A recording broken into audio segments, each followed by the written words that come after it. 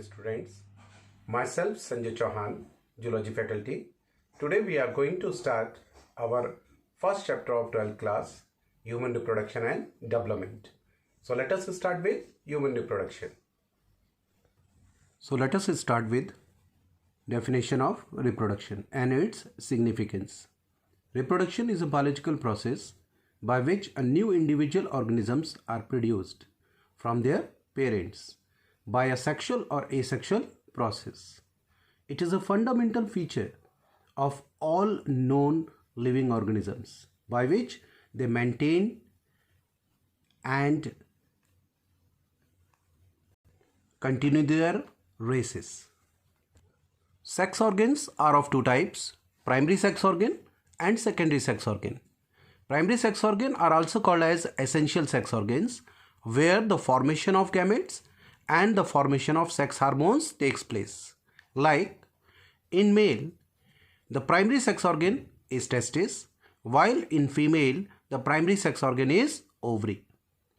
In testis, the formation of male hormone, that is called as androgens, namely testosterone, etc. are produced, whereas the female hormone progesterone and estrogens are produced in ovary. Hence, testes in male and ovary in female are considered as the primary sex organs. If we talk about the secondary sex organ, the secondary sex organs are those organs where the storage, transportation and maturation of gametes takes place. Like in female, epididymis, vas deferens, ejaculatory duct, seminal vesicles, prostate glands, Cowper's glands and penis, all these are considered as the secondary sex organs. While in female, vagina, uterus, fallopian tube and a female reproductive glands, that is named as Bartholin glands, are considered as secondary sex organs. Dear students, here we have to note one more important question, that is breast. You know, breast is a characteristic feature of female. What do you mean by breast? So breast are the developed mammary glands. Here we have to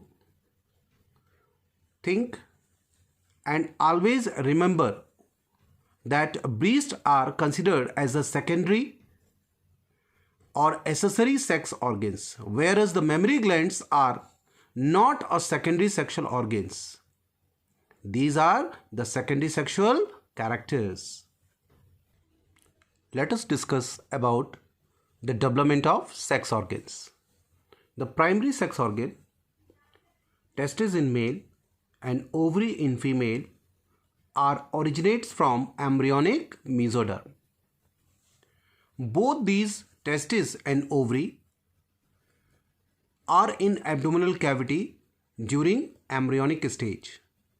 But in female, ovary remains in abdominal cavity after the birth of a female child, while the testes descend out from abdominal cavity into the scrotal sac at the end of 8th month of intrauterine life or after the 8th month of embryonic development under the influence of testosterone hormone.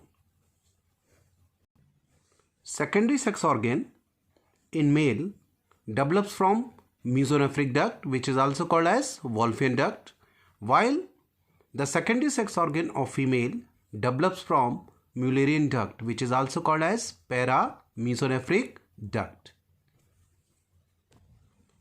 There is an embryonic mesodermal structure called nephrotome, from which the kidney is developed. Here it is nephrotome. It is 1/3 part of this nephrotome.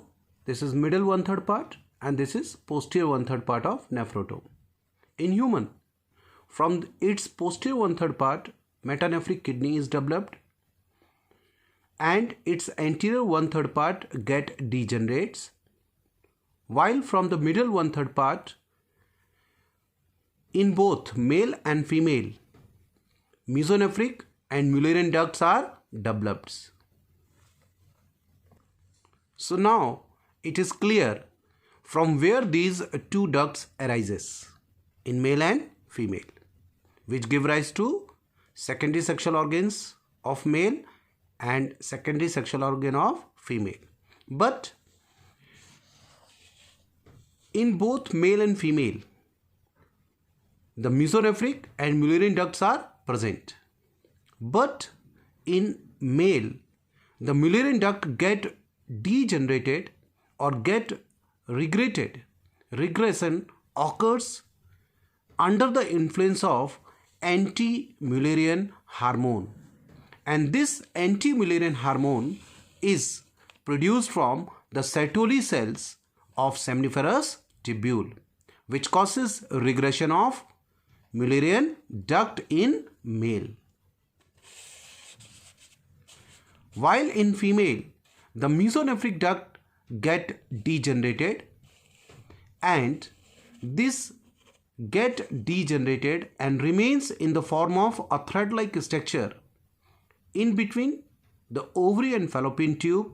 It is called as apophoron, and in between ovary and uterus it is called as paraophron, and it is situated in mesosalpinx.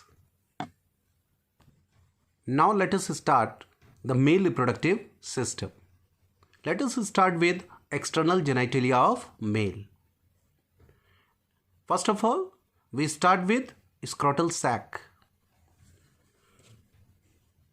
Here is the diagram of scrotal sac. This is the scrotal sac. It is the folds of skin, and its wall consists of 4 layers. The sequence of these 4 layers from outside to inside are superficial fascia, tunica dartos, spermatic fascia, cremastic fascia. The innermost layer is called as cremastic fascia. Here we have represented in diagram 1, that is outermost layer, which is called as superficial fascia, and just below to it there is a layer of involuntary muscles that is called as tunica dartos.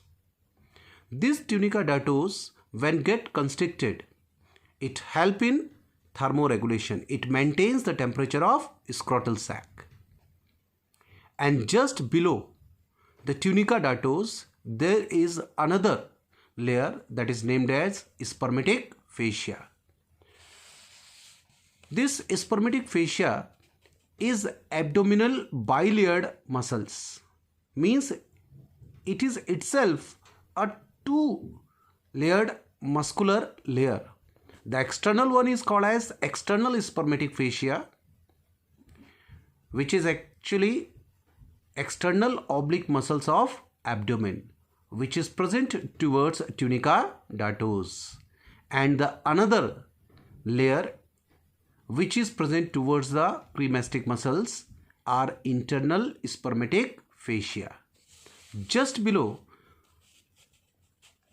the spermatic fascia, the innermost layer is called as cremastic fascia.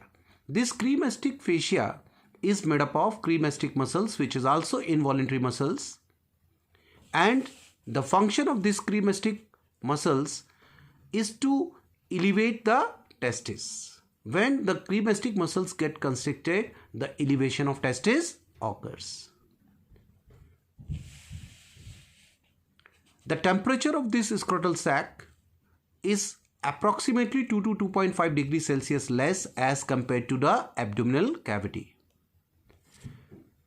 And during the fetal stage, as we have discussed recently, at the end of 8th month, the testis descend into the scrotal sac from abdominal cavity under the influence of testosterone hormone by a canal that is called as inguinal canal. The descending of testis takes place through this inguinal canal. So inguinal canal provide the passage for the descending of testis, and it is the canal which connect abdominal cavity with scrotal sac. So the question arises, why the testes descend from abdominal cavity into the scrotal sac?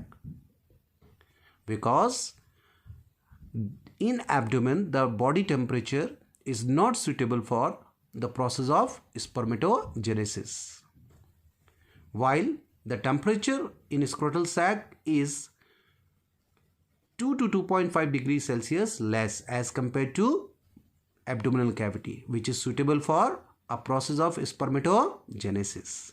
Therefore, the descending of testes occurs in scrotal sac from abdominal cavity.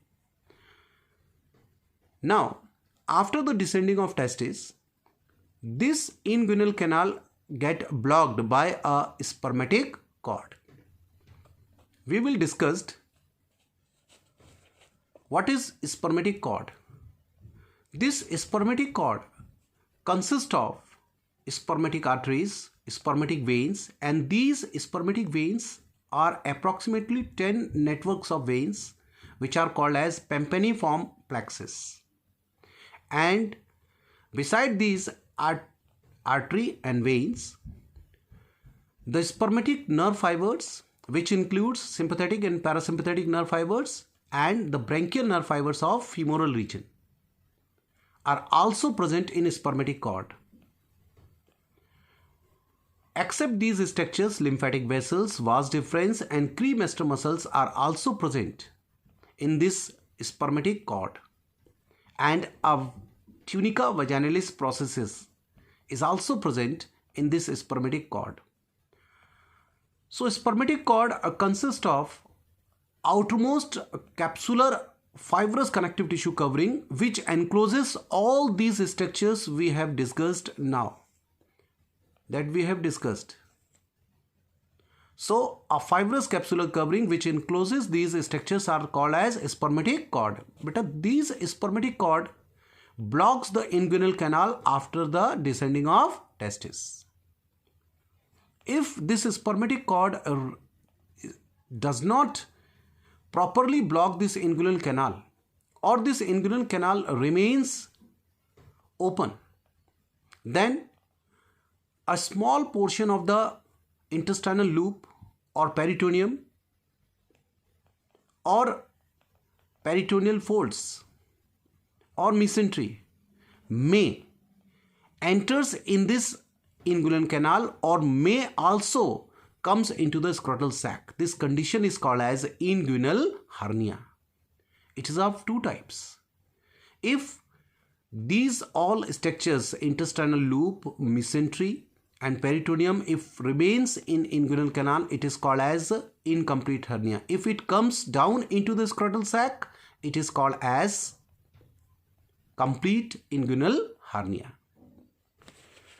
Here are the elastic fibrous cord-like structures which are attaching the testes and remains the testes in normal position or held the testes in normal position in scrotal sac by attaching these testes with the outermost wall of scrotal sac. This structure is called as gubernaculum cordis. So gubernaculum cordis are the elastic fibrous cord which connect the testes with the wall of scrotal sac.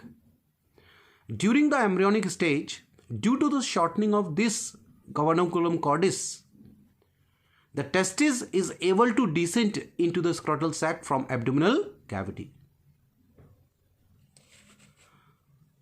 So dear student, in next class we will start from here and we will continue the next lecture.